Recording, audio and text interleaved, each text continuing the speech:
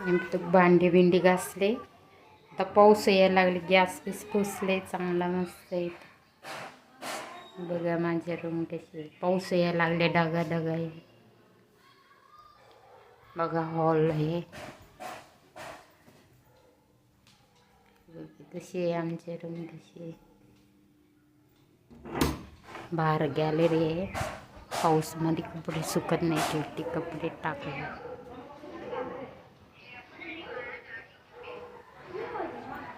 बघा झाडले आहे. झाडले लावले बघा. मनी प्लॅनचे झाडं खूप लावले. कढीपत्त्याची झाडं, तुळशीचे झाडं, बघ नारळाचं झाड किती मोठे. खाली बायका बसले. हे बघा इथे शेजारी लाईक करा, सबस्क्राईब करा.